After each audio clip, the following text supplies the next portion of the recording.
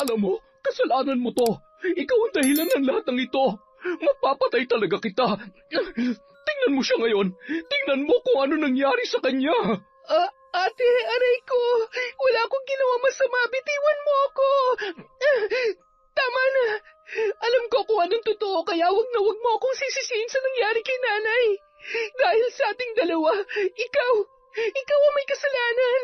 Wala ka na bang ibang alam gawin kundi isisisakin ang lahat? Napapraning ka na. Nagtitimpi lang ako sa'yo pero sa pagkakataong ito, hindi ko nahahiyaan pa nasaktan mo ako. Humanda ka sa akin, babae ka.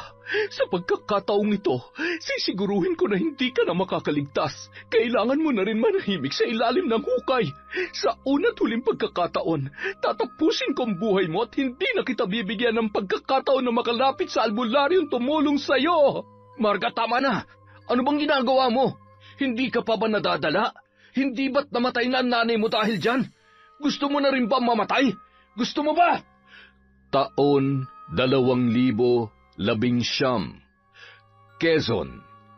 Bandang 3:00 ng hapon. Masyadong mainit ang panahon, kaya naman tagaktak ang pawis ni Aliza sa pag-aayos ng kanyang mga paninda sa mesa. Matapos ihanda ang mga ibebenta niya online, ay nagmamadali siyang sinet up ang kanyang mga gamit, ang kanyang ring light at ang kanyang cellphone. Habang nasa trabaho ang kanyang asawa ay yun naman ang kanyang pinagkakaabalahan. 3 taon na rin silang kasal ni Jiro at hindi pa rin binibiyayaan ng anak.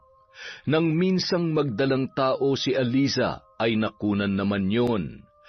Dahil sa kasagsagan ng pandemic ay siniguro niyang kikita pa rin siya at hindi lamang aasa sa sahod ng kanyang asawang pulis. Nagsusustento rin kasi si Jiro sa magulang at mga kapatid, kahit may kanya-kanya na silang pamilya. Kapitbahay lamang nila ang nag-iisang kapatid na babae ni Jiro na si Marga. May 3 anak at wala namang regular na trabaho ang asawa nito. Bukod doon, lulong pa yun sa sugal at madalas din na umuuwi ng lasing. Pinagtatakpan lamang ni Marga ang problema niya sa kanyang asawa. Ayaw na ayaw niyang may nasasabing hindi maganda ang mga tao sa kanya, lalong-lalo na ang nanay dulor niya.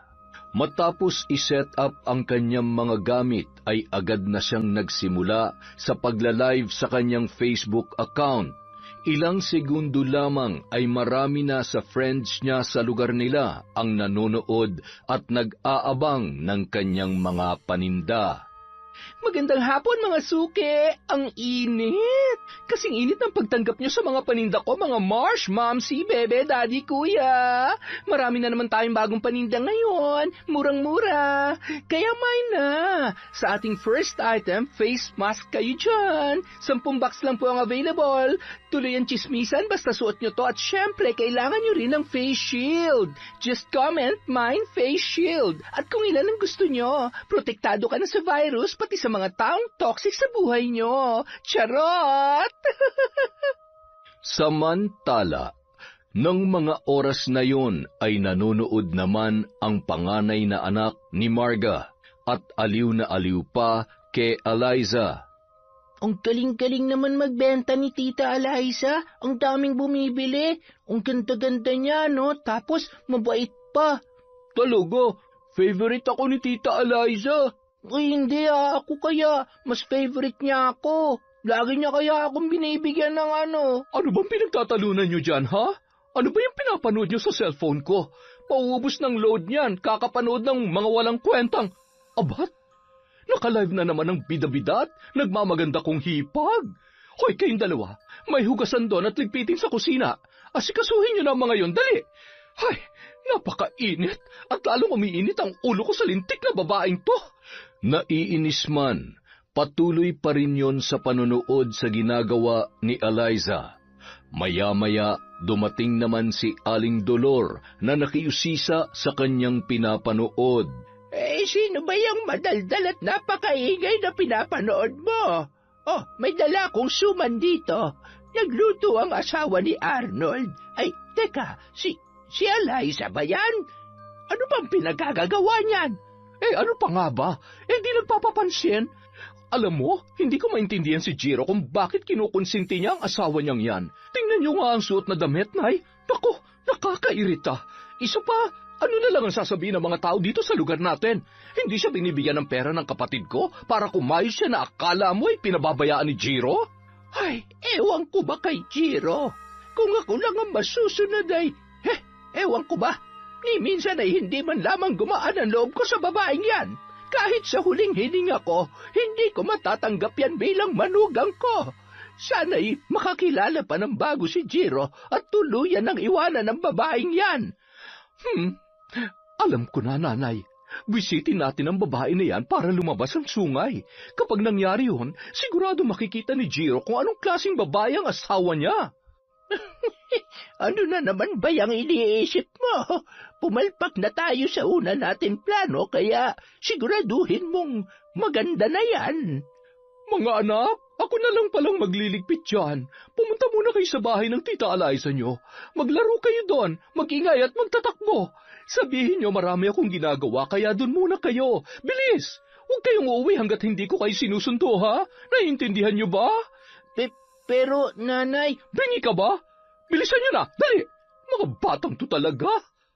Nagkatinginan na lamang ang dalawang bata dahil sa mga sinabi ng kanilang ina. Agad namang hinila ng panganay na anak ang bunso nitong kapatid. Maingay, malikot at iyakin yun, kaya siguradong maiistorbo si Eliza sa pagtitinda. Masyado mo naman yatang sinisindak ang mga anak mo, Marga. Nanay, sanay na sa akin yung mga yan. At saka, maigi na yan. Yung may kinatatakutan sila para hindi lumaking matitigas ang ulo. At baka matulad pa kay Jiro na hindi man lamang nakikinig sa atin. Ay naku, sinabi mo pa. Pagdating sa asawa niya ay parang bulag at bingi. Nay, tingnan mo. Nandun na yung mga bata. Hala, sige. Guluhin yun, lintik na babaeng yan. Patingin nga ako. Samantala, Naku, nandito ang napaka-cute kong mga pamangkin. Ay siya, mamayang gabi na lang po ulit. 8:00 ng gabi. Maraming salamat, miners. napakamot ulo na lamang si Eliza nang magsidatingan ang mga pamangkin ng kanyang asawa. Bukod sa maingay ay hindi mapakali ang mga yon, kaya minabuti na lamang niyang tumigil sa pagtitinda online. Kayo talaga? Ang galing-galing niyong tumiming. Nasaan bang nanay niyo? Ano po? Naglilinis po kasi ng bahay si nanay, kaya pinalabas niya po muna kami. Sige, maglaro lang kayo dyan, ha? Maghahanda lang ako ng merienda natin. Maya-maya, uuwi na rin ang Tito Pogi nyo. Mula ng araw na yon, nagsisimula pa lamang siya sa pagbebenta online, dudumugin na naman siya ng mga bata at kung minsan ay kasama pa si Marga para makipagkwentuhan sa kanya.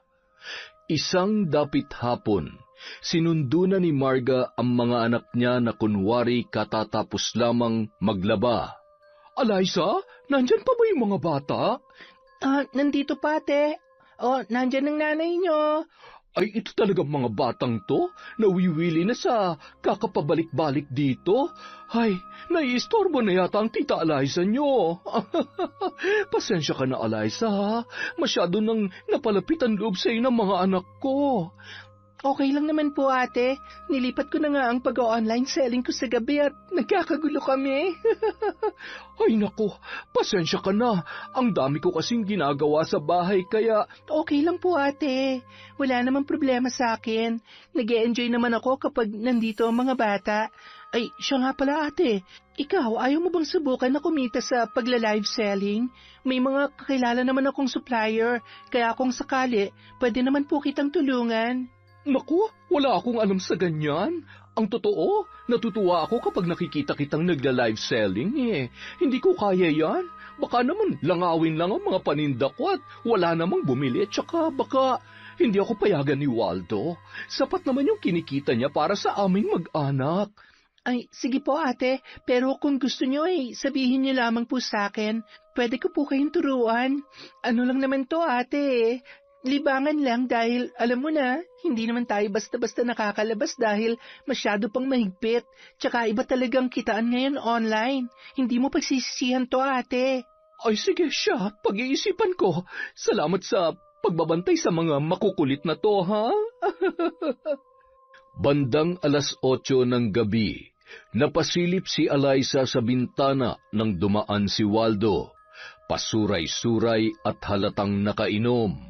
Maya-maya narinig niya ang bangayan ng mag-asawa. Nadatnan siya ni Jiro sa ganoong kalagayan. Han, anong ginagawa mo dyan? Wala. Pasensya na, Han. Marites na marites ako sa part na to Kamusta ka? Kagagaling lang dito ng mga bata.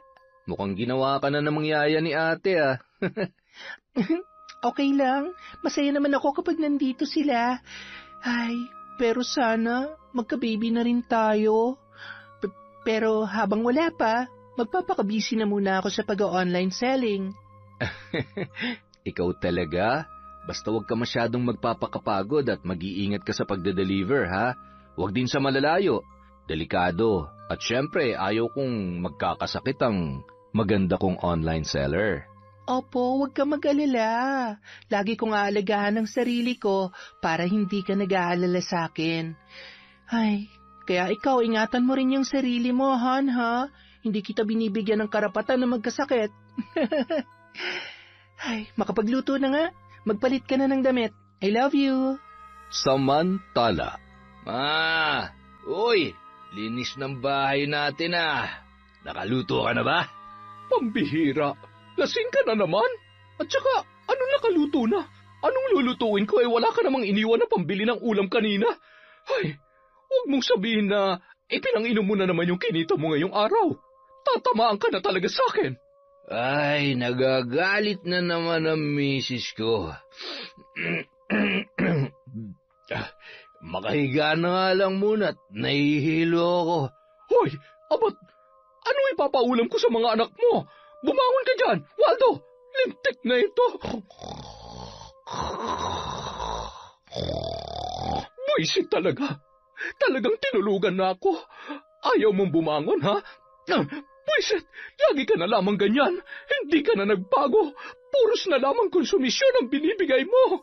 Nanay, ano pong ulam? Nagugutom na po kami. Isa ka pa. Pumasok muna kayo dun sa kwarto. Hindi kayo lalabas hanggat hindi ko kayo tinatawag. Naintindihan nyo? Hoy, ang kukulit. Manang-mana kayo sa lintik na Waldong to. Umanda ka talaga sa akin pagkising mo. Ubus na ang pasensya ko sa iyong lintik ka. Hinablot na lamang ni Marga ang kanyang pitaka. Nagsuot ng face mask bago lumabas ng bahay para pumunta sa malapit na tindahan. Naiirita habang sinisilip at binibilang ang mga baryang laman ng kanyang pitaka. Anong mabibili ko dito? Ay, bahala na nga. Habang naglalakad, eksakto namang lumabas ng pinto si Jiro. Ate, saan ka pupunta? At bakit parang hindi maipintay ang mukha mo? May problema ba? Wala. Ano ka ba naman? Okay lang naman ako. Nag-aalala lang ako sa Kuya Waldo mo. Siguro napagod sa trabaho kaya umuwi ng masama ang pakiramdam.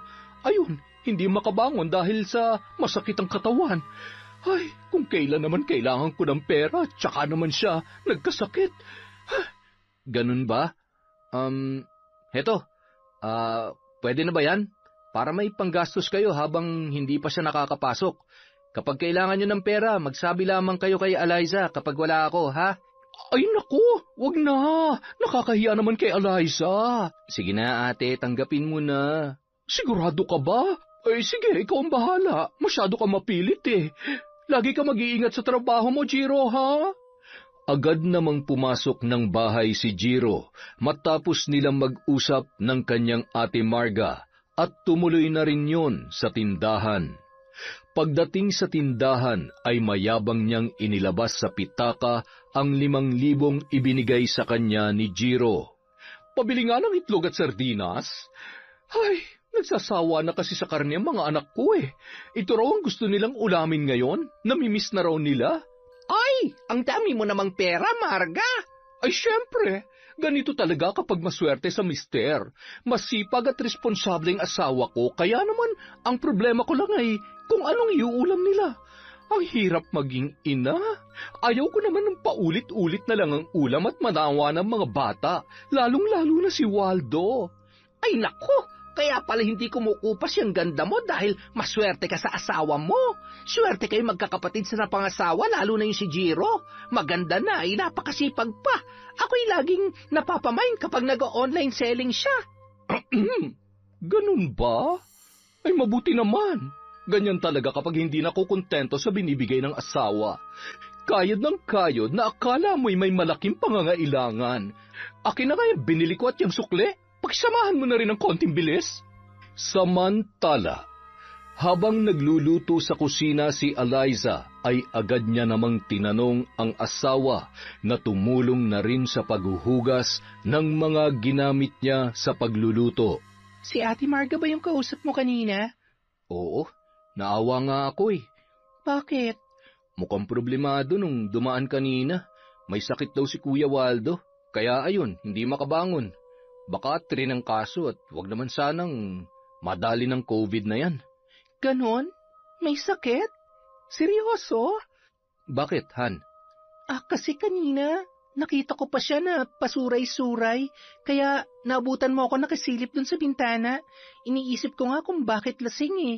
Bawal naman ngayon ang inuman dahil nga sa virus. Pero baka namalikmata lang ako at baka kaya ganun yung lakad niya dahil masama nga ang pakiramdam. Pero para talagang nakainom eh. Ay, bahala na nga. Makapaghain na nga lang. Maya-maya mag-online selling ulit ako. Aba, talaga namang seryosong-seryoso ka na dyan, ha? Baka naman ikayaman na natin yan. Di mabuti.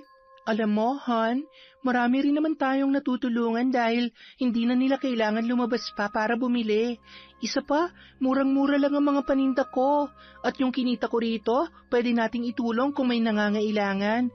At saka, sa ganitong panahon, dapat may naitatabi talaga tayo. Isa pa, gusto ko makatulong sa pag-iipon natin para sa pag-aaral ng mga magiging anak natin. Mga? Ayos ah. Parang gusto ko yan. Kaya lang, wala eh. Bago ka matapos sa pagbabenta, tulog na ako. Sorry naman. Huwag ka mag-alala. Mamaya, pagkatapos ko, promise, gigisingin kita. Kinabukasan, nagulat si Eliza na maagang maaga pa ay pinuntahan na agad siya ng kanyang Ate Marga. May dala pa yung masarap na almusal. Nagluto ako ng pansit. Mag-almusal ka na. Heto oh. At saka, may sasabihin nga pala ako sa'yo. Tungkol dun sa inaalok mo sa akin. Nagpaalam ako sa Kuya Waldo mo. Sabi niya kung gusto ko raw subukan, wala naman daw problema. Isa pa, nabuburyong na rin ako sa bahay eh. Wala akong magawa. Mas maganda rin kung matutulungan ko ang kuya niyo sa paghahanap buhay, hindi ba? Kaya lang ay wala naman kaming internet, kaya... Naku, hindi naman po problema yan, ate. Aabot po sa inyo yung wifi connection namin. Talaga? Naku, salamat Eliza ha. Napakaswerte naman talaga ni Jiro sa iyo. Tinuruan siya ni Eliza kung paano magbenta at ipinakilala niya rin yon sa kanyang mga supplier. Ano ate, may tanong ka pa ba o may tutulong pa ba ako sa'yo? Nako, okay na. Salamat talaga, Eliza, ha? Wala ka talagang kasimbait. Si ate naman, sino-sino pa ba magtutulungan?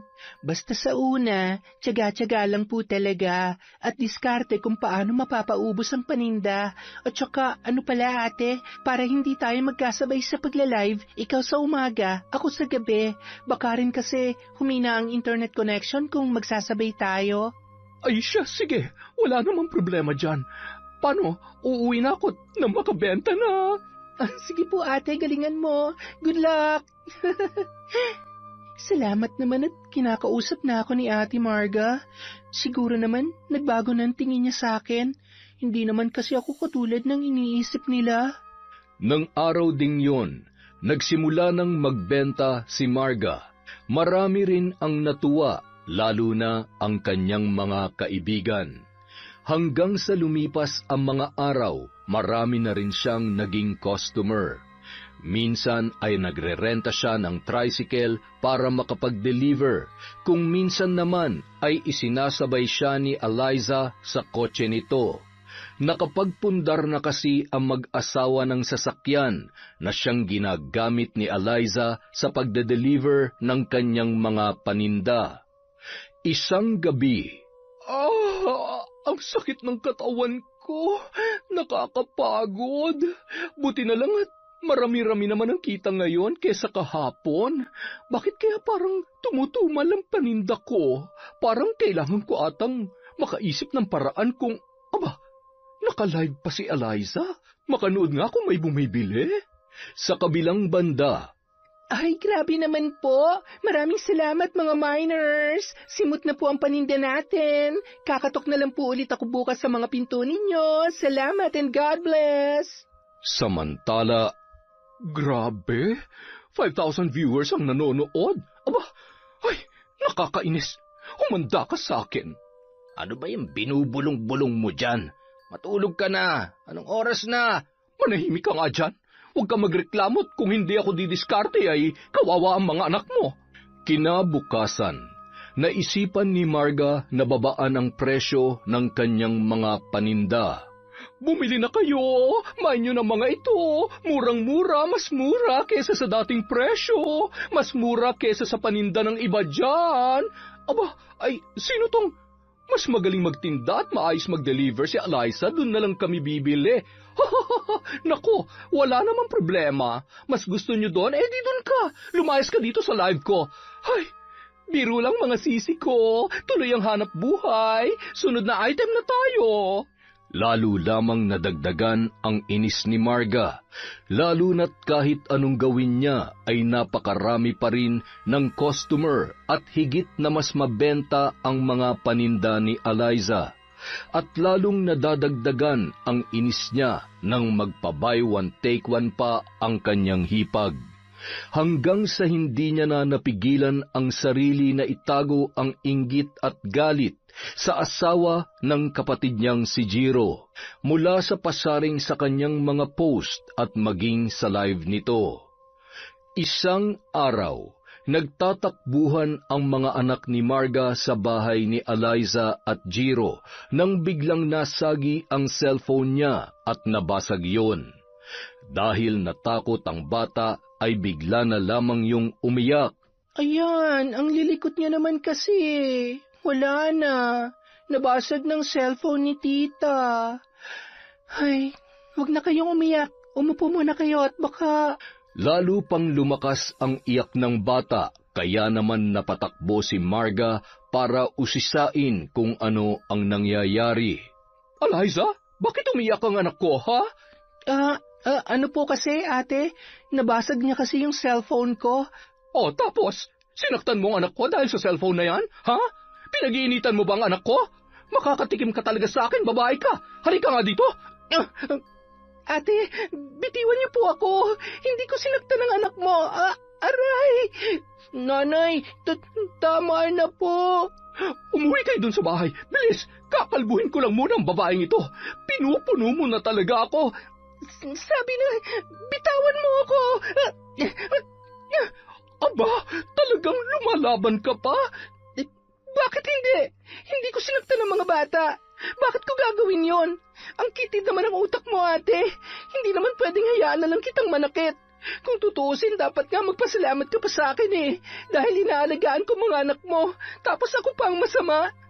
Hindi naman yata tama to. Huwag ka na magpalusot pa. Alam kong naiinis ka na sa akin kasi may kakumpetensya ka na. Makasarili ka. Alam ko naman na inis ka na sa akin. Kaya kung ano-ano na lamang ang pinagagagawa mo para makabenta ka at mapunta sa iyo lahat ng customer ko. Hindi totoo yan. Ni minsan hindi ko naisip yan. Bakit ba ganyan na lamang ang galit niyo sa akin? Wala naman akong ginagawang masama sa inyo Yan ba talagang tingin mo sa akin? Makasarili? Hindi nga kita hinihingi ng bayad para makabawas na sa bayarin nyo, tapos... Bakit? Sa laki ng sahod ng kapatid ko, kinukulang ka pa ba sa pambayad sa pesteng internet na yan? Pati internet isusumbat mo sa akin, ha? Hindi mo alam kung paano ako magalit. Kaya ilugar mo yung ugali mo kung ayaw mong ingudngud ko yung nguso mo. Ate, ano ba? Anong ginagawa mo? Bakit sinasaktan mo asawa ko? Jiro? Kasalanan naman kasi ng magaling mong asawa. Sinaktan niya na nga yung pamangkin mo, tapos ang lakas pa ng loob na sumbatan ako. Kausapin mo yan, dahil sa susunod baka kung ano pa magawa ko sa kanya.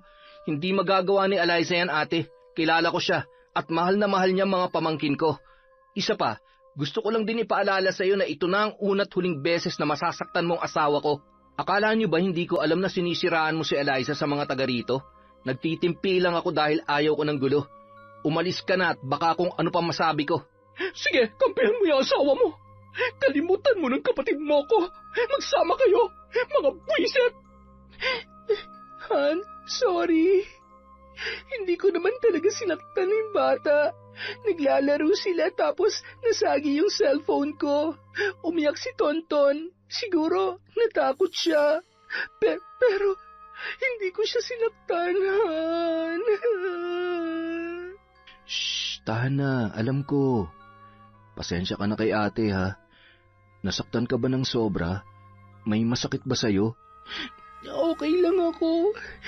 Ayaw ko lang ng ganito dahil sa walang kakwenta-kwentang bagay ay magkakasira kayo.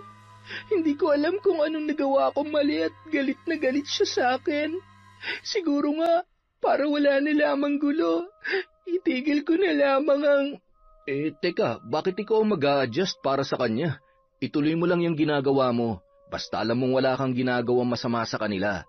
Kahit kapatid ko siya, hindi ko naman hahayaan na gumawa siya ng ikakapahamak mo. Mahigpit na yakap na lamang ang itinugon ni Eliza sa kanyang asawa. Nagpapasalamat siya na sa ilang taon na nilang pagsasama ay araw-araw na ipinaparamdam sa kanya ni Jiro ang suporta at pagmamahal. Kaya kahit ramdam ni Eliza sa umpisa pa lang na malayo na ang loob sa kanya ni Marga, maging ang nanay ni Jiro, ay naniniwala pa rin siya na hindi makakaapekto yon sa kanilang pagsasama. Nang gabi ring yun, hindi pa rin mawala-wala ang galit at inis ni Marga para kay Eliza. Kaya naman naisipan niyang puntahan ang kanyang ina na si Aling Dolor. Waldo, ikaw na munang bahala sa mga bata.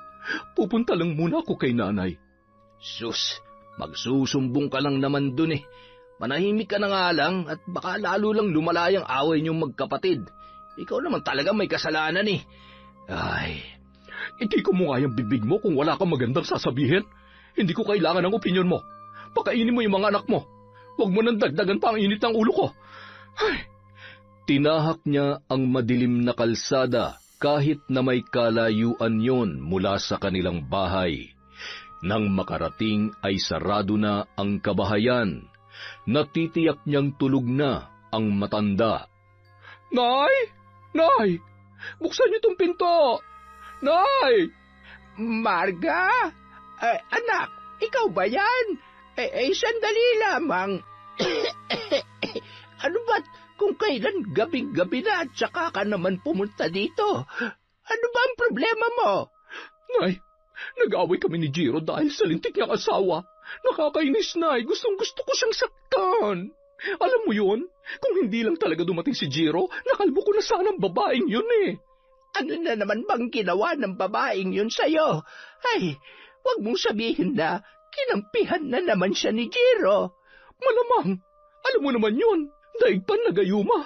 Kung anong sabihin sa kanya ni Eliza, yun na lang din ang pinaniniwalaan niya.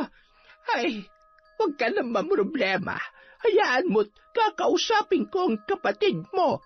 Hindi yan ang gusto kong mangyari, Nay. Isa pa, hindi naman siya makikinig sa'yo eh. Nagalit nga siya sa akin kanina.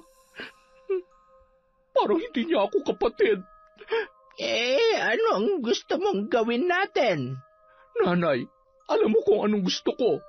Kung nagawa mong barangin siya noon, pwede mo pa rin namang gawin yun ngayon.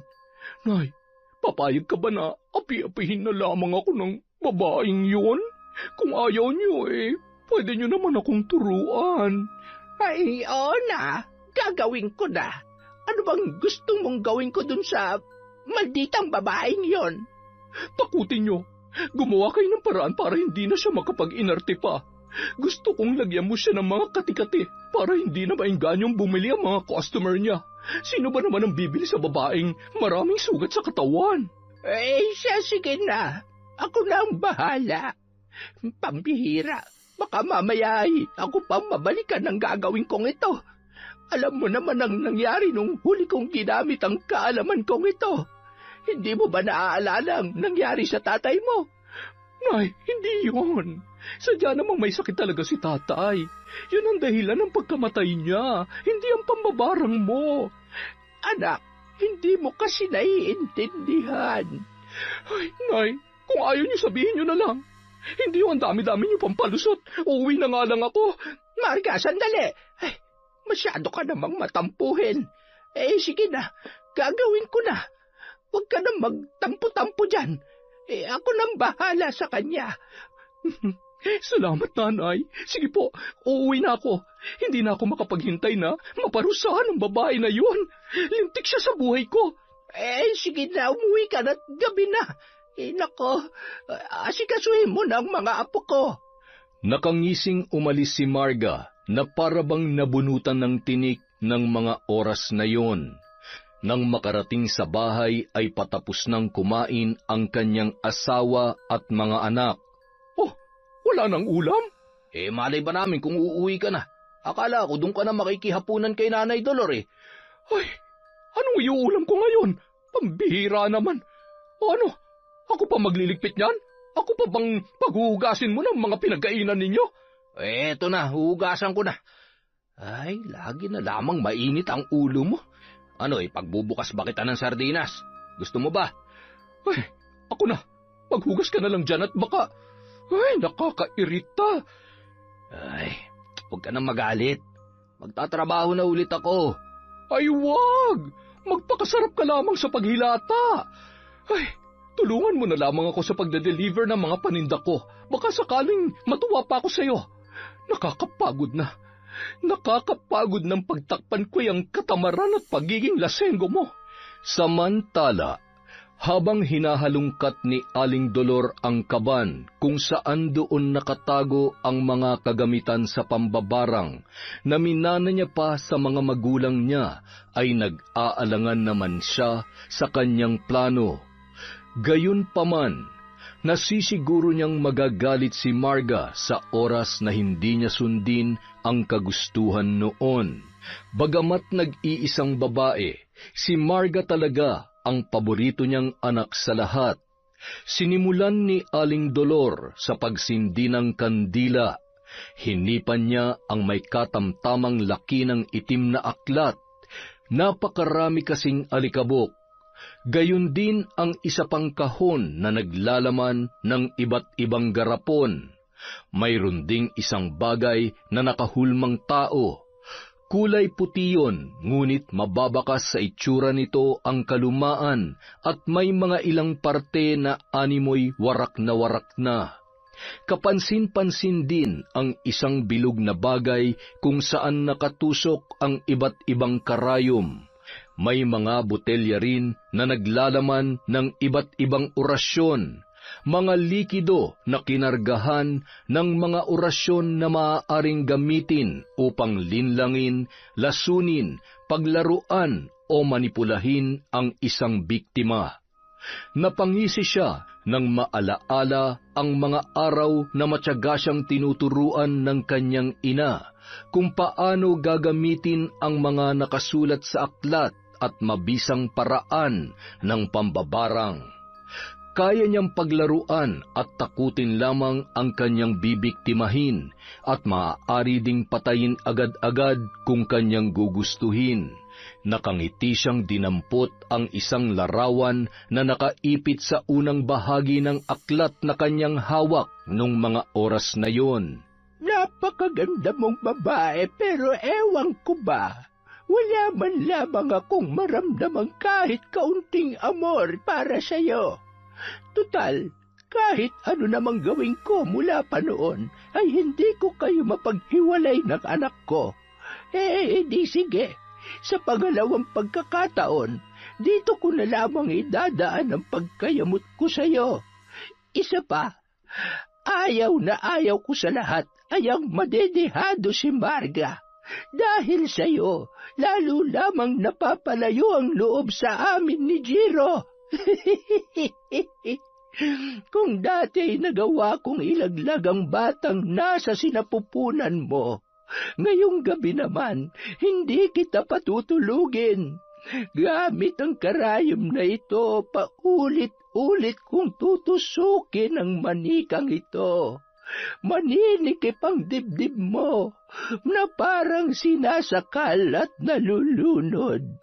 At bukas makalawa, ikakalat kong katikati at sugat sa buo mong katawan na Liza. Pandidirihan at katatakutan ka, pati na rin ng sarili mong asawa. Paulit-ulit noon na binibigkas ang pangalan ni Eliza, matapos bigkasin ang mga kahindik-hindik na mga salita. Kasalukuyan namang nakahiga noon ang babae na nagpasya munang magpahinga ng gabing yon sa pagla-live selling. Sandali pa lamang siyang nakapikit nang biglang narinig niya ang isang boses. Napabalikwas siya na parang takot na takot. Han, ano nangyari sa'yo? Ikaw ba yung bumubulong sa tenga ko? Ha? Bakit ko naman gagawin yun? Han naman, kakahiga lang natin na naginip ka na agad. Hindi ako nananaginip. Sigurado kong may tumatawag sa pangalan ko. Rinig na rinig ko kaya hindi ako pwede magkamali. Han, tinatakot mo lang ang sarili mo. Humiga ka na dito sa braso ko. Matulog na tayo. Tulungan mo ako. Han, ano ba talaga nangyayari sa'yo? May sumasakal sa akin. Han, wala. Ikaw lang naman ang nakahawak dyan sa leeg mo. Kaya ka nasasakal. Ayos ka lang ba? Sigurado ka bang hindi ka nabago kanina? Hindi ako nabago. Bakit pa ayaw mo maniwala sa akin? Hindi ako nagbibiro at lalong hindi ako nagsisinungaling. May tumatawag sa akin. May sumasakal sa... Aray, ang kati-kati, ang likod ko. May mga gumagapang sa likod ko. Han, wala. Wala naman na. Jiro, natatakot ako. Ano ba nangyayari sa akin? Mahigpit na lamang naniyakap ni Jiro ang kanyang asawa. Gusto niya sanang dalhin sa ospital yun, ngunit mariin namang tumanggi si Eliza, lalo na't alam nila kung gaano kadelikado na mahawa ng mga pasyente na may virus. Binigyan na lamang yon ng tubig at isinuot sa asawa ang isang rosaryo hanggang sa tuluyang kumalma at nakatulog na yon. Kinaumagahan, maagang umalis si Jiro para mag-file ng emergency leave para sa kanyang asawa. Halos hindi rin yun nakatulog sa pagbabantay at pag-aalala sa kanyang misis na si Eliza. Bandang 9:00 na ng umaga nang makabalik yun sa bahay at papasok pa lamang siya sa loob nang dumating ang kanyang nanay Dolor. Bakit nandito ka? Hindi ka ba pumasok? Nasaan ang magaling mong asawa? Nay, kung nandito ho kayo para pagalitan siya, huwag niyo na lang muna siyang kausapin. Unang-una, masama po ang pakiramdam niya at pangalawa, wala pong kasalanan ng asawa ko. Aba, ano bang tingin mo dyan sa asawa mo? Maamong tupa, anghel. Talaga bang kaya mong makipagpatigasan sa amin ang ate mo para lamang kay Eliza? Talaga bang wala ka ng ibang alam kundi ang protektahan siya? Nay, ako na lang ang meron siya. Wala na siyang mga magulang at ako responsibilidad ko na protektahan at alagaan ang sarili kong asawa. Alam ko naman mula umpisa pa ayaw niyo na sa kanya at hindi ko man maintindihan kung bakit kilala ko ang asawa ko. Mabuti siyang tao at sa kabila ng lahat ng mga sinasabi niyong di maganda, bago at matapos man kaming maikasal, tiniis niya kasi mahal niya ako. Sana kahit konting respeto naman sa asawa ko, Nay. Pasensya na kayo, pero wala po ako nakikitang mali na siyang pinili kong makasama sa buhay. Nung panahon na walang-wala ako, siya lang ang nandyan para sa akin. Sige na, makakaalis na kayo. Tandaan mo ang araw na to. Kalimutan mo ng nanay mo ko. Pasasaan ba't darating ang araw na kakailanganin mo rin ako? Magsama kayo ng lintik na asawa mo. Nagngingit-ngit sa galit na umalis si Aling Dolor at dumiretso sa bahay ng kanyang anak na si Marga. Nay, bakit kayo umiiyak? Ano nangyari? Tubig? Gusto niyo ba ng tubig? Agad namang kumuha ng tubig at uminom ang matanda. Ang lakas ng loob ni Jiro na sagot-sagutin ako. Bakit? Dahil may maayos siyang trabaho ngayon. Kung sa bagay, wala nga naman akong ambag sa pagpapaaral sa kanya. Tingnan lang natin kung kaya niyang pagalingin ang asawa niya kahit may pampagamot pa siya. Alam mo, tama ka. Kasalanan ni Eliza ang lahat ng ito. Tuluyan niya ng nilaso ng utak ni Jiro. Buisit na babaeng yon. Humanda siya sa akin. Humanda siya. Sabi ko naman sa inyo, Nay, ay, huwag kayong mag-alala. Talikuran na kayo ng lahat ng inyong anak. Basta ako't si Waldo, nandito lamang kami para sa'yo. Kaya naman natin kumayod na hindi umaasa sa kanya. Ipalamon niya lahat ng sinasahod niya sa nabubulok niya ng asawa. Isa sa mga araw na ito, susukuan niya rin ang babaeng kanyang pinakamamahal. Wala naman siyang ibang mapupuntahan at mahihingan ng tulong kundi tayo lamang. Ipinapangako ko na pagsisisihan niya na pinili niya ang babaeng yon kesa sa atin na sarili niyang dugo at pamilya. Lola, nagagalit po kayo kina tita at tito Jiro. Mababait po sila, lalo na po si Tita Eliza. Mahal na mahal at inaalagaan niya po kami, kaya... Tonton, ano ang sabi ko sa iyo kanina? Maghugas po. Anong ginagawa mo dito? Sinabi ko ba na sumabat ka sa usapan namin ng lola mo? Gusto mo bang tahiin ko yung matabil mong... Shhh!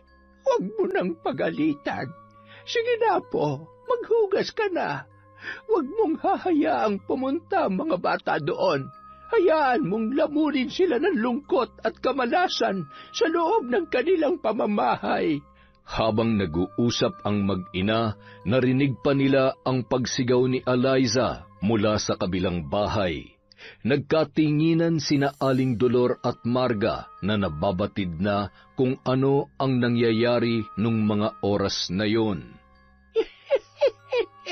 Wala pa yan sa ipaparanas ko sa'yo.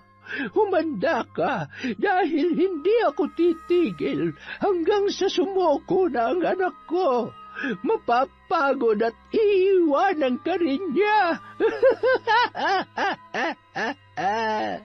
Sa kabilang banda, nang marinig ni Jiro ang sigaw ng kanyang asawa mula sa kusina ay nagmamadalinong pinuntahan si Eliza sa kwarto nito.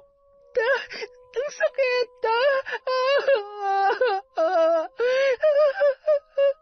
Ano ba nangyari?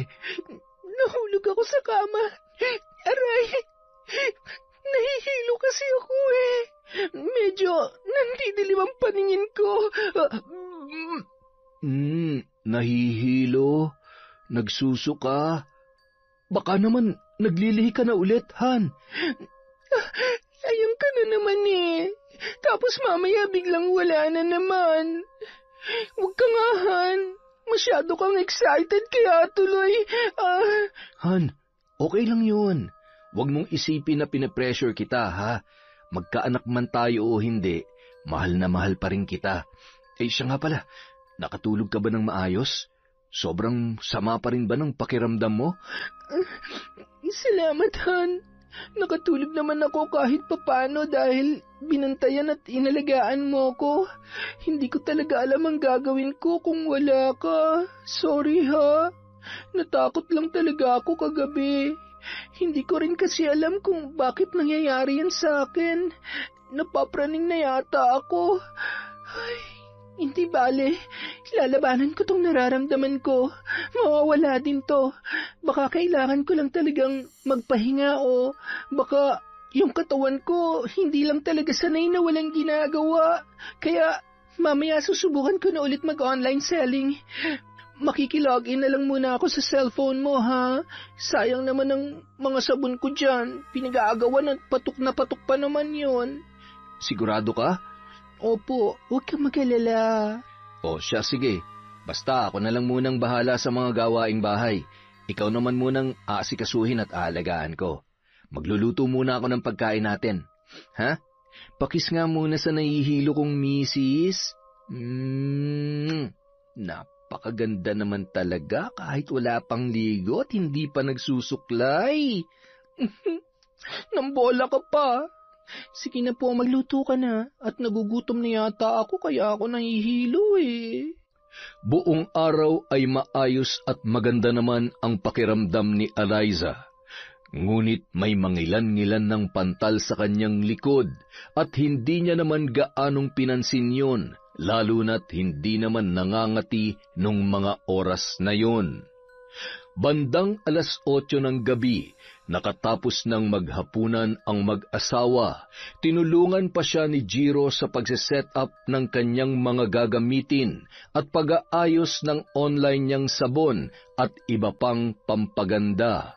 Hello mga mahal kong suki, miners! Namiss niyo ako, no? Mine na ba kayo? Ay, ano ba yan? Ay, sorry, nasamig lang po. Teka lang po, ha? Han, bakit parang... Itigil mo nga muna yan? Oh, ayan. Aray, ayan na naman. May mga gumagapang na naman. Ang kate. Alcohol, iabot mo sa akin ng alcohol, please.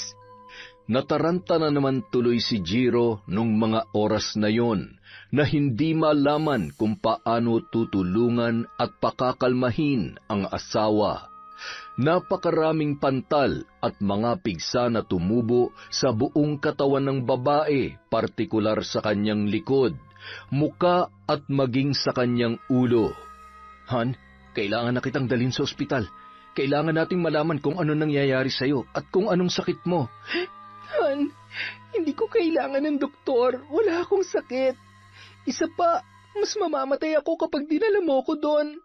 Takot ako sa ospital. Ayaw ko. Ayaw kong pumunta doon, Han. Pero hindi ka gagaling kung... Si Ninong. Si Ninong ang kailangan ko. Sa kabilang baryo. Dalhin mo ako kay Ninong Ador. Malakas ang loob ko na pinaglalaruan ako ng kung anong nilalang na hindi ko nakikita. Han, siyang makakatulong sa atin. Paalis na lamang ang dalawa nang biglang tumakbo papuntang banyo si Eliza. Sumukayo ng dugo at putik na may mga bulate. Dahil sa takot, tuluyan nang nawalan ng malay si Eliza. Han, gumising ka! Tulong! Tulungan niyo kami! Samantala, papalabas na sana si Waldo nang marinig ang paghingi ng tulong ni Jiro. Ngunit agad naman niyong pinigilan ng kanyang asawang si Marga. Sige, subukan mo lang na lumabas sa pintong yan at tulungan sila. Pupulutin mo mga damit mo sa kalsada. Marga, sobra ka naman. Kapatid mo yung nangangailangan ng tulong. Baka mamaya kung ano na nangyayari sa kanila. Wala ka bang konsensya? Gusto mo matikman kung gaano ako kawalang konsensya? Gusto mo silang tulungan? Sige, labas na! Bilisan mo! Hindi na. Matutulong na nga lang ako. Di ko alam kung bakit Waldong pangalan ko eh. Dapat Andres eh. May sinasabi ka ba dyan? Wala. Sabi ko matulog na tayo.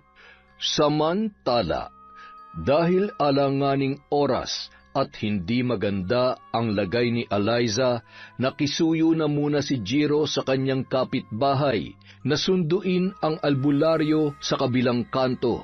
Sumang-ayon naman ang lalaki at ilang sandali lamang ay dumating na yon sa kanilang bahay. Isinuot noon ang kwintas ng San Benito kay Eliza at tinawas upang malaman kung ano ang nangyayari sa babae.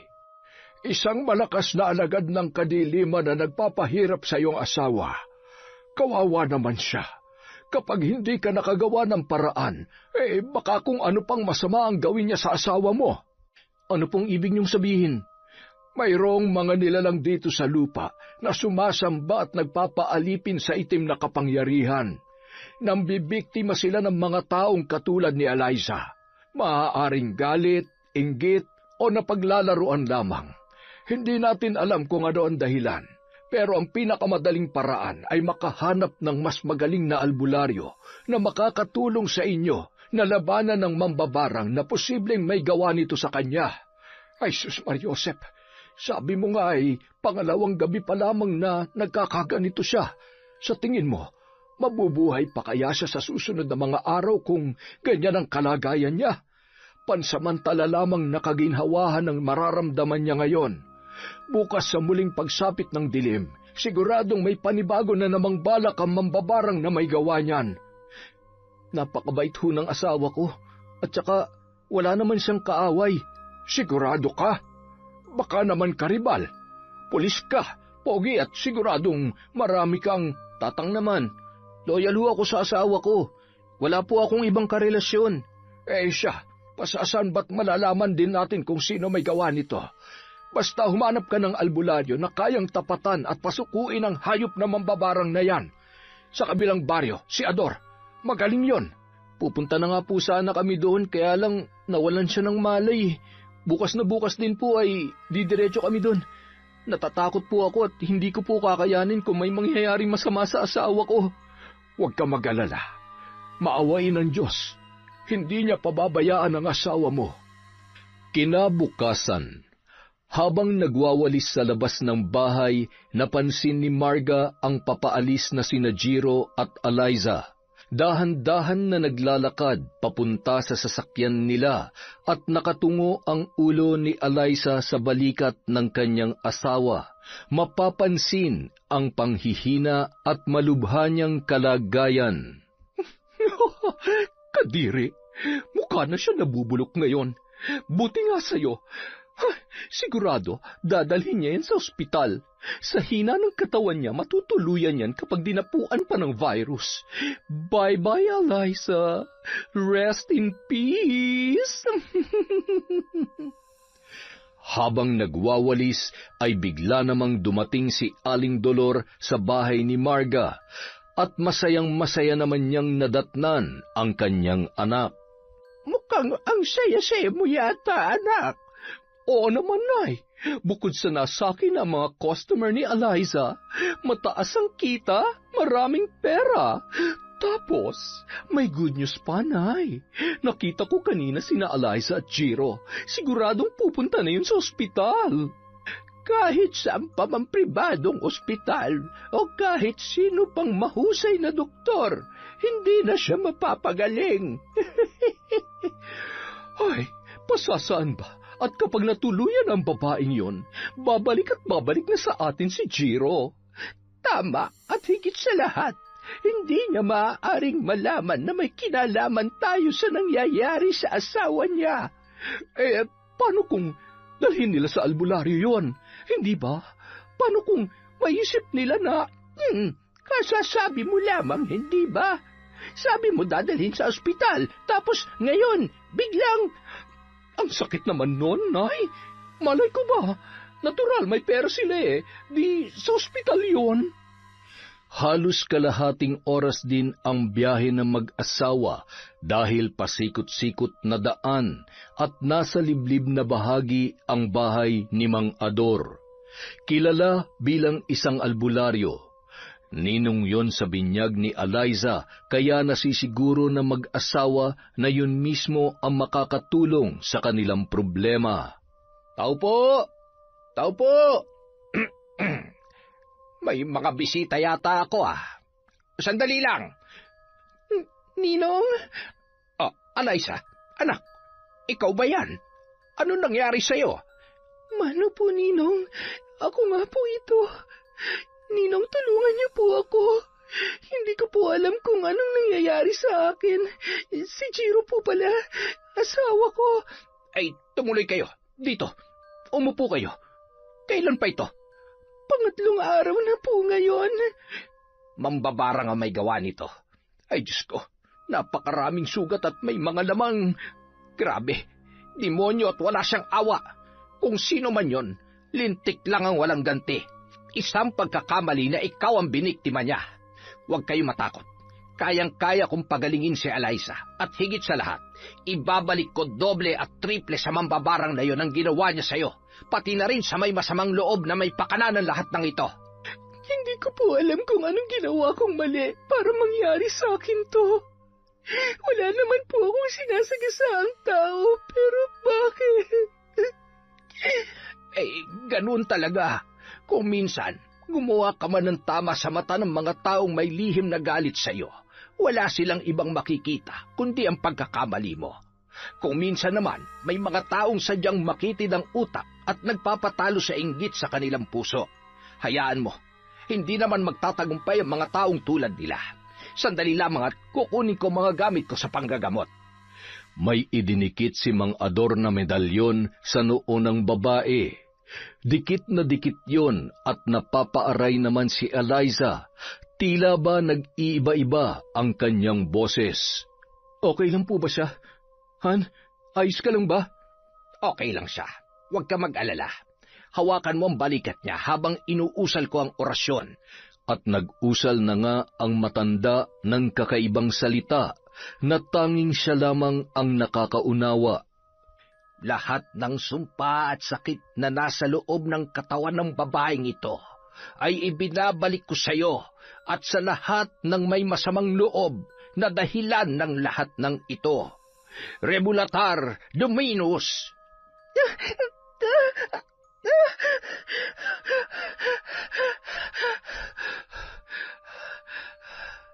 Inumin mo ito, Eliza. Ito ang magbibigay sa iyo ng kagalingan at sa pagkawala ng sumpa na nakakabit sa iyo, unti-unting manghihina ang may kagagawan nito. Magdasal tayo ng Ama namin, Ave Maria at sumasampalataya.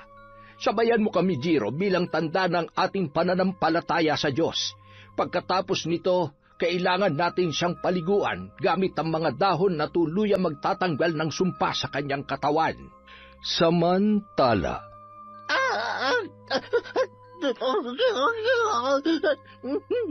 Didilimang. Nay, ano pong nangyayari sa inyo? Nay, tulong! Waldo, tulungan mo ako! Nanay, ano nangyayari sa iyo? Ano ba naman? Teka, ano nangyari? Huwag ka na magtanong. Buhatin mo si nanay at ihiga mo dun sa may mahabang upuan. Bilisan mo! nang magkamalay si Aling Dolor, ramdam pa rin niya ang labis na panghihina na hindi niya maipaliwanag. Nay, sigurado ba kayo na kaya niyong umuwi mag-isa? Huwag kang mag-alala, anak. Kaya ko ang sarili ko. Siguro ay kailangan ko lamang magpahinga. Ay siya, aalis na ako. Mga apo, uuwi na si Lola. Ay, ano ba tong nangyayari sa akin? Hindi kaya... Ay, huwag naman sana. Dahil kapag nagkataon, siguradong hindi nakakayanin ng katawang lupa ko. Pero kung sakali man, ako na lamang sana at wag nang isa sa mga anak ko. Samantala, doon na nagpalipas ng gabi ang mag-asawang sina Jiro at Eliza sa bahay ni Mang Ador. Parang isang himala na nanumbalik agad sa normal ang lakas at naghilom ang mga sugat ng babae. Kinabukasan, maagang nagpaalam ang dalawa. Bago umalis ay iniabot pa ni Mang Ador sa kanyang inaanak na si Eliza ang isang papel kung saan nakasulat ang orasyon na kailangan niyang basahin sa bawat pagsapit ng 6:00 ng gabi. Pagkatapos ay isinuot niya rin ang isang kwintas na nagtataglay ng mutya na magbibigay proteksyon kung sakaling may magtangkang muli sa kanyang buhay. Mahigpit na yumakap ang babae sa kanyang ninong at mangyak-ngiyak na nagpasalamat. Maraming salamat po, Ninong. Niligtas niyo po ang buhay ko. Ay, walang anuman, anak. Sige na, mag-iingat kayo. Jiro, huwag mong pababayaan ang inaanak ko, ha? Dalawin niyo ako ulit dito kung hindi kayo abala. Tungkol pala sa mga taong nasa likod ng pambabarang kay Eliza. Tiyak na malalaman niyo rin kung sino pagsapit ng takdang panahon. Tumango na lamang ang dalawa. Ngunit may isang taong gumugulo sa isipan ni Jiro nung mga oras na yon na hindi niya masabi-sabi sa kanyang asawa. Habang nasa biyahe at natutulog si Eliza, naiiyak siyang pinagmamasdan ang kanyang asawa habang inaalala ang pagtitiis na naranasan nito mula pa lamang noong sila ay magkasintahan. Batid niya lahat na masasakit na salita na natamo noon at pangit na pagtrato mula sa kanyang pamilya ay tiniis lamang ni Eliza dahil sa sobrang pagmamahal nito sa kanya. Ni minsan hindi yun nagreklamo at hindi rin yun nawalan ng pag-asa na darating ang araw na matatanggap at magugustuhan din siya ni Aling Dolor at lalong-lalo na ng kapatid niyang si Marga. Nang makarating sila sa bahay ay hinayaan ni Jiro na magpahinga muna ang kanyang asawa. Pagkatapos magluto ng pagkain at maglagay ng tubig sa kanilang kwarto, ay marahan niyang hinagkan ang noo nang natutulog pa rin na si Eliza. Naglakad lamang siya papunta sa bahay ng kanyang nanay Dolor. Bago yun ay dumaan muna siya sa bahay ng panganay niyang kapatid na lalaki. Matapos magkumustahan ay nagpaalam na rin siya at pumunta sa bahay ng kanyang ina. Nay? Nay? Nay, papasok na po ako. Tumungo siya sa may kusina, ngunit hindi naman niya yon nakita. Kaya naman nagmamadali siyang pumunta sa kwarto ng kanyang nanay. Nakaligpit ang kama at maging ang mga kumot at unan. Naisipan niyang pumunta sa isa pang kwarto at doon ay nakita niya ang nanghihina niyang ina habang yakap-yakap ang isang aklat. Umiiyak yun at namimilipit sa sakit. Kapansin-pansin ang mga sugat noon sa kanyang katawan. Nay, ano nangyari sa inyo? Anong ibig sabihin nito? Kayo ba? Kayo ba ng barang kay Eliza? Magsalita kayo, sumagot kayo, Nay. Patawarin mo ko, anak. Patawad sa ginawa ko sa asawa mo. Nagpadala lamang ako sa sobrang inis ko sa kanya. Sana'y mapatawad niya ako sa nag-awa ko. Patawarin niya sana ako, anak. Hindi ko naman ipinipilit sa inyo kung ayaw nyo talaga siya. Pero yung barangin nyo siya, Nay, sobra na yun. Tingnan nyo, ano nangyari sa inyo? Paano na kayo ngayon? Paano kung kayo mawala dahil sa sarili nyong kagagawan? Kung ito ang kabayaran sa ginawa ko, tatanggapin ko. Masaya na ako na makahingi ng tawad sa inyong mag-asawa. Gusto ko siyang makausap. Gusto kong humingi ng tawad kay Eliza. Mahigit 1 buwan na ganoon ang kalagayan ni Aling Dolor, kaya naman tulong-tulong sila sa pag-aalaga, lalo na't mayat-mayang kailangan linisan ang kanyang mga sugat. Kapag napapabayaan ay pinagpipiestahan yon ng mga bangaw, para yung nababaliw na sa kakahiyaw dahil sa sobrang sakit. Salit-salitan sila sa pagbabantay, ngunit ang pinaka nag-aasikaso sa matanda ay si Eliza. Sa kabila ng mga nalaman niya ay pinili niyang patawarin ang nanay ni Jiro pag-aalang-alang sa kanyang asawa. Isang araw, Aray! Dahan-dahan naman, anak. Pwede ba? Huwag ka na nga magreklamo. Napapagod na ako. Napabayaan ko na ang negosyo ko dahil sa kakabantay ko sa iyo. At saka, nakakadiri na. Kapag naiisip ko yung sugat niyo, kapag kumakain ako, nandidiri ako at nasusuka.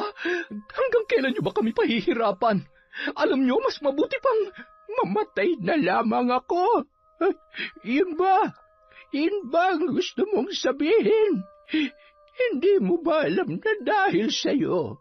Dahil sinunod ko ang kagustuhan mo. Kung meron man dapat isang tao na nakukonsensya at dapat magmalasakit, ikaw yon. Nay, ate, ano nangyayari dito? Ate Marga, bakit umiiyak si nanay? Isipin mo na kung anong gusto mong isipin. Sige, magsumbong ka sa magaling mong asawa na sinasaktan kayo ng nanay niyo. Para lubos na. Tutal, pare-pareho naman kayo. Lahat kayo ang tingin sa akin, demonyo. Magsama-sama kayo. Aligaan mo yung mag-isa mo. Uuwi na ako at hindi na ako babalik dito. Marga! Eliza, anak, patawarin mo sana ako. Nay! Ate Marga, si nanay! Nay! Nagtakbuhan ang dalawang magkapatid at ang mga asawa nito nang marinig ang malakas na hiyaw ni Eliza at Marga. Malapit lamang kasi ang bahay ng mga yon sa tinitirhan ng matanda. Alam mo, kasalanan mo ito. Ikaw ang dahilan ng lahat ng ito. Mapapatay talaga kita. Tingnan mo siya ngayon. Tingnan mo kung ano nangyari sa kanya. Ate, aray ko. Wala akong ginawang masama. Bitiwan mo ako. Tama na. Alam ko kung anong totoo, kaya wag mo akong sisihin sa nangyari kay nanay. Dahil sa ating dalawa, ikaw ang may kasalanan. Wala ka nang ibang alam kundi isisi sa akin ang lahat. Napapraning ka na. Nagtitimpi lang ako sa'yo pero sa pagkakataong ito, hindi ko nahayaan pa nasaktan mo ako. Inawat naman ng mga kapatid nito ang dalawa dahil nagkakasakitan na at siya namang dating ni Jiro. Nay, ano nangyari? Nay! Nay! Ang mabuti pa, ikaw na magsabi sa kanila kung ano ba talaga nangyari. Sabihin mo! Buisit ka! Sana ikaw na lang ang tuluyan nagkasakit at namatay. Sana ikaw na lang. Magkampihan kayong lahat, mga buisit! Naging emosyonal si Eliza ng araw na yon. Matapos maisaayos ang burol ni Aling Dolor, ay nagpaalam muna siya sa kanyang asawa na magpapalipas ng sama ng loob at para makaiwas kay Marga. Alam ko na malungkot ka sa nangyari kay nanay. Bilang respeto sa burol niya, ako na lamang muna ang iiwas. Tsaka, naguguluhan din ako. Kailangan ko lang din munang huminga sa mga nangyayari. Babalik din ako agad. Kailangan ko lang munang mag-isip-isip at ipahinga tong nararamdaman ko. Baka kasi hindi na ako makapagpigil kapag nagkainitan ulit kami ni ate. Sa halip na sagutin ang sinabi ni Eliza, mahigpit na yakap na lamang ang itinugon niya sa kanyang asawa. Naiintindihan niya ang nararamdaman nito, kaya naman kinaumagahan, inihatid niya yon sa bahay ng ninong ador niya. Ninong, dito na lang po muna ako sa inyo. Pasensya na, wala po kasi akong ibang mapupuntahan eh. Ganito pala ang pakiramdam ng wala ng mga magulang. Ang hirap, mula nang mawala sila, kay Jiro na lang umikot ang buhay ko. Kaya kahit anong pagtrato sa akin ng nanay dati at ni Ate Marga, tinitiis ko. Ayaw ko kasing mawala sa akin si Jiro. At saka, mahal po niya ako. Hindi naman ako pinababayaan ni Jiro. Kakampi ko siya sa lahat ng pagkakataon. Pero dahil sa bagay na yon, parang ako naman ang dahilan kung bakit nagkasira sila ng ate niya. Anak, wala kang kasalanan. Kahit saang anggulo mo tingnan, wala kang ginawang mali. Gayon din si Jiro. Kasama yan sa pagbuo ng sariling pamilya. Mula nang ikasal kayo, ikaw na ang prioridad niya. Responsibilidad ka niya. Lalo na't alam niya na wala ka namang ginagawang mali. Ginawa lang ni Jiro kung ano ang tama. Yun nangyari sa nanay niya at dun sa malditang Margarita na yon. Huwag kang nakikinig sa mga sinasabi nun. Hindi mo kasalanan kung ipinanganak siyang makitid ang utak. Ay, isa pa, ganun kasi siyang pinalaki ng nanay Dolor niya. Maling pagmamahal at pagpapalaki sa anak. Ay, alam mo, Ninong, kung anong masakit?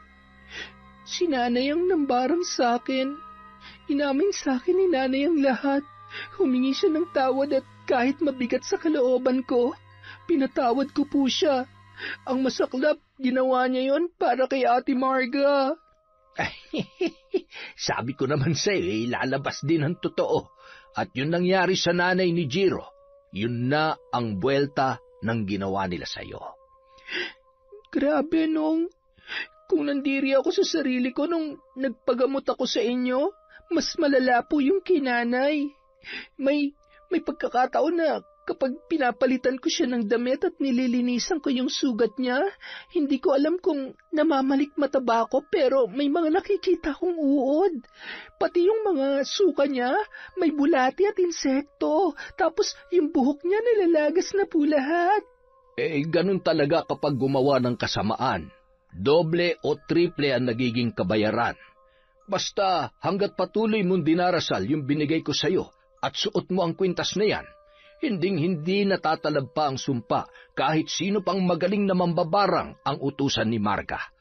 Alam mo, dapat hindi yung mismong nanay niya ang tinamaan ng sumpa pabalik . Dapat si Marga. Baka sakaling bumait. May mga anak po si Ate Marga.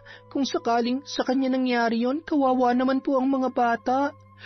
Ay, ewan ko ba, sa kabila ng mga nangyari, mukhang malabo na talagang magbago pa siya. Ay, naku, Ninong. Siguro, nang umulan ng kagaspangan ng ugali, siya lang ang gising at sinalo niya lahat.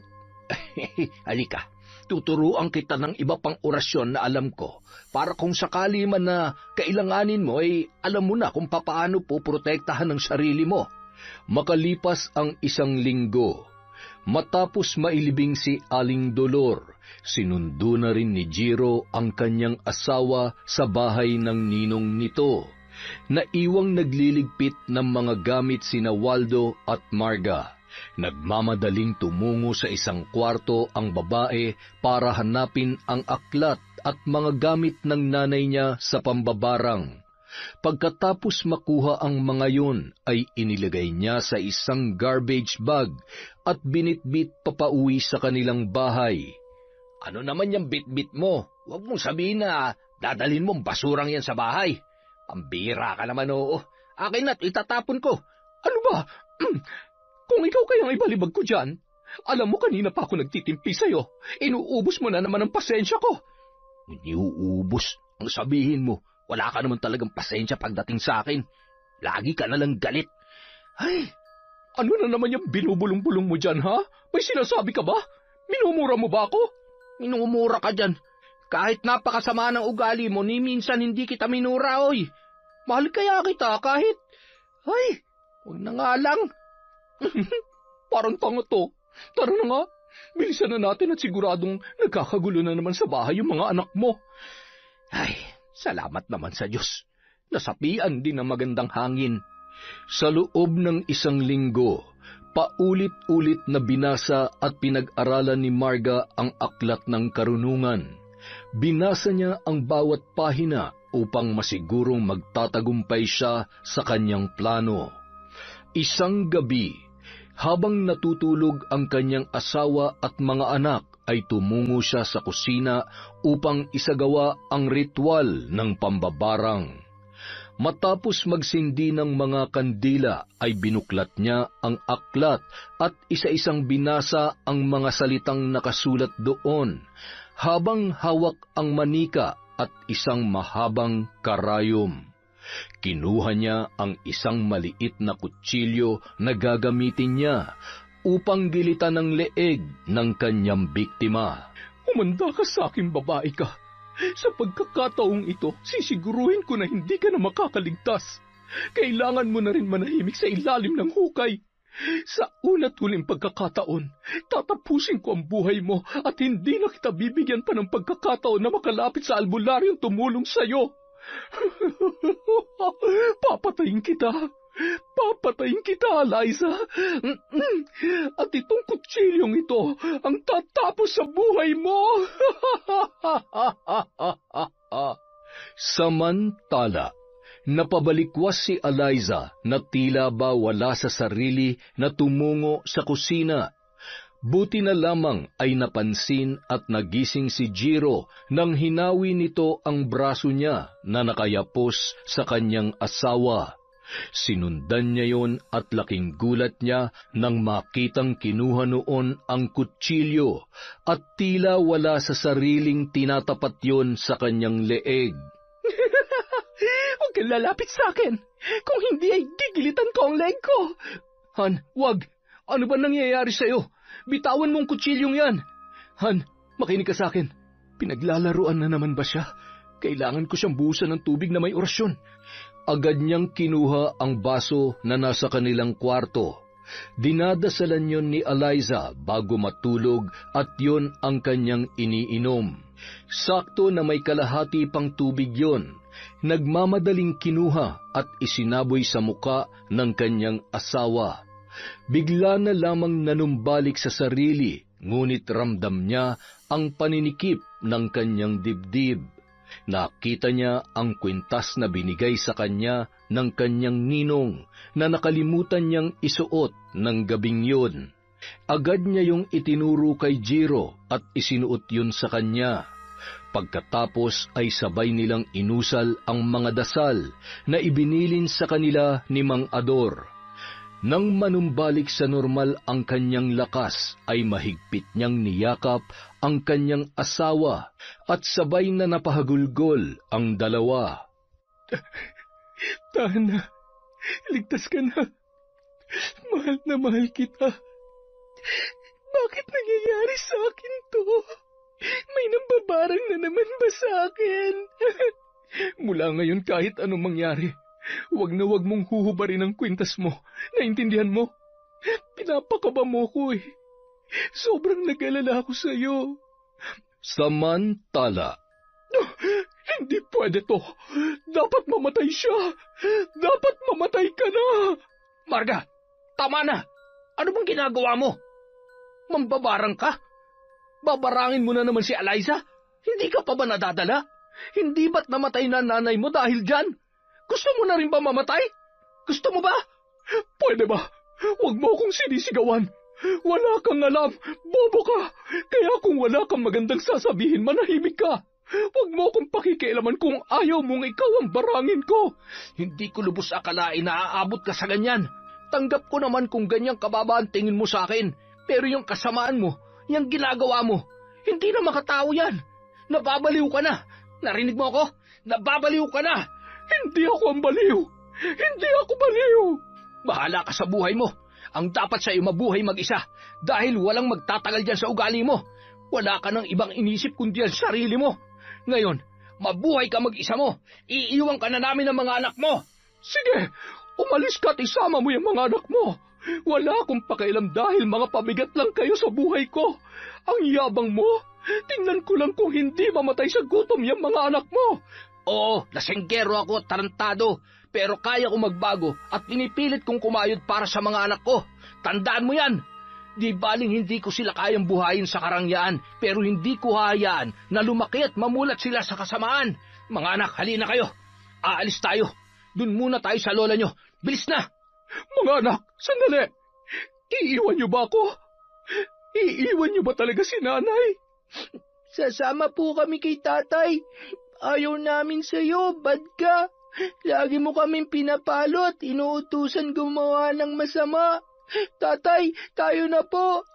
Mga buwisit, sige lumayas kayo. Hindi ko kayo kailangan.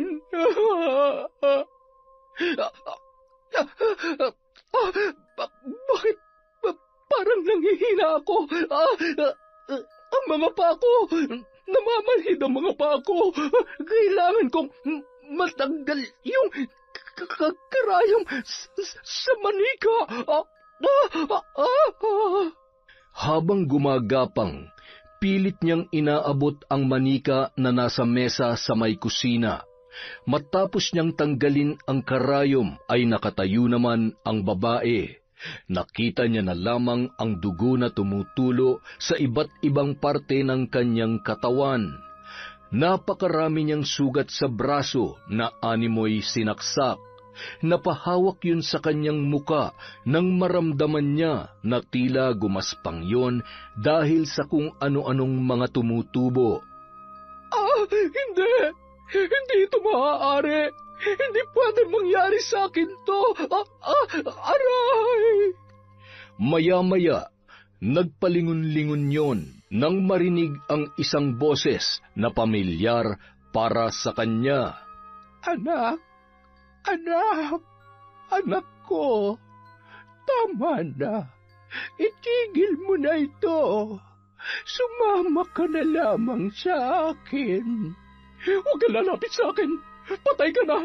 Hindi ako sasama sa iyo! Hindi pa ako maaaring mamatay!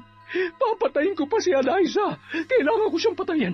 Kapag namatay siya, gagaling na ako! Wala na akong kakumpetensya! Tapos si Jiro, tutulungan niya na ulit ako kasi wala na siyang asawa!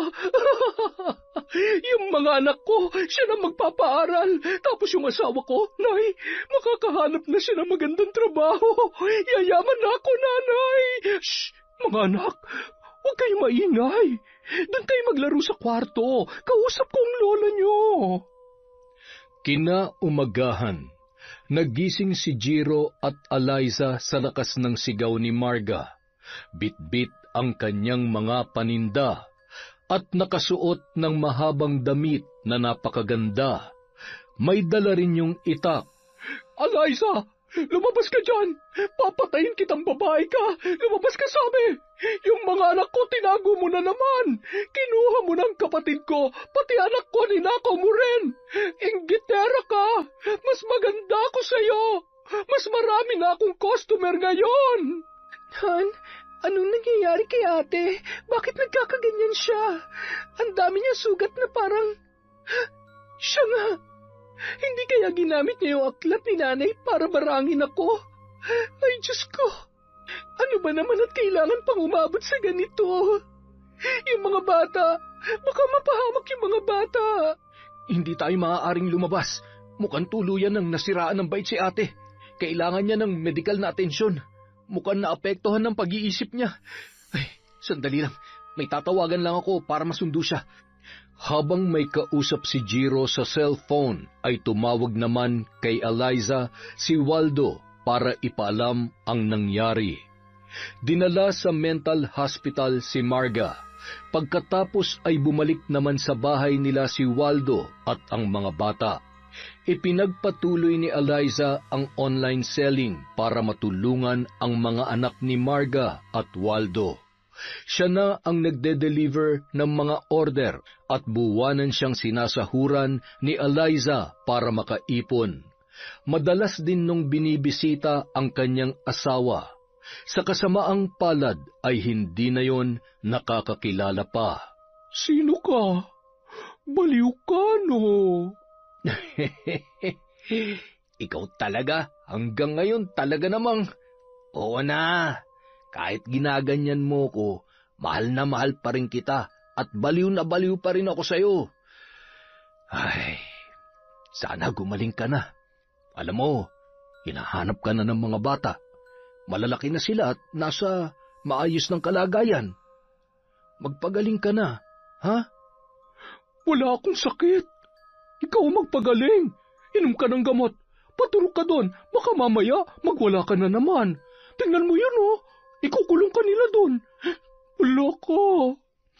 Dahil sa mga nangyari, sina Eliza at Jiro na ang naging pangalawang magulang ng mga bata, ang nag-aalaga at nagpapaaral sa mga yon.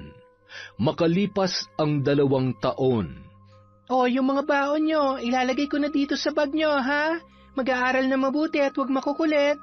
Kiss muna sa tita. Ang pabango naman. Pag-uwi, amoy araw. Naku. Sakay na kayo sa sasakyan. Dahan-dahan at baka may madapa, ha? Ang laki na ng mga anak natin, ah. Oo nga nakakatuwa. Ilang taon pa, makikipagsabayan na rin tong baby natin sa tiyan ko. Sumisipa-sipa na nga oh. Gusto na rin yata mag-aral. Salamat, Han, ha? Salamat sa pagmamahal mo sa pamilya ko. At lalong-lalo na sa akin. Mahal na mahal kita, Eliza. Mahal na mahal din kita, Jiro. Yon! Napakaganda na naman ng kwento natin. At dahil dyan, meron na naman tayong shout out! Simulan natin kay Michito from Yokohama, Japan. Hi din po kay Dina Mansera. Hi din kay Janine Mamon. Hello kay Jenny Baywo, kay Niempa May at kay Niza Rose. Hi kay Aldrich Ags, kay Ria Estander from Dores Estander. Hi kay Ryan Alba at Loreto Lagahino from Elidia Bobes. Hello po kay Mel Santarita, kay Josephine Delmo. Shout out sa Chong, Viñas, Fajardo, Atisado at Mirabel family from RV Chong. Hi kay Shobe TV from Capiz. Hi kay Sherlyn Gumanzing from Muscat, Oman. Kay Agnes at Edgardo Fontanilla from San Pablo City. Kay Siren Carmen from Masbate. Hi sa Galedo family from Cabuyao, Laguna. Hi po kay Marites Nalika. Kay Chloe Dia from Cavite. Kay Phoebe K from Qatar. Sa Cuando, Mirasol at Ismo family. Hi po kay Virginia Belay. Kay Quilo Agustin, Shirley Agustin from Zamboanga City. Kay Alma Naong. Kay Alfredo Alona, kay I'm Merlin from California, USA, kay Lagawasang Xiao TV, hello po kay Jude Soriano, kay Alicia Cantoria from Masbate, hi kay Lent TV from Saudi Arabia, kay Kurt Mina, hi sa mga taga Polomolok, South Cotabato from Bobby D. Masoba, kay Inday Kulot from Saudi. Hi po kay Jerry Fulgencio, kay Eda Hamil from Lanao del Sur. At syempre, sa inyong lahat, maraming salamat po mula sa Kwentong Enteng.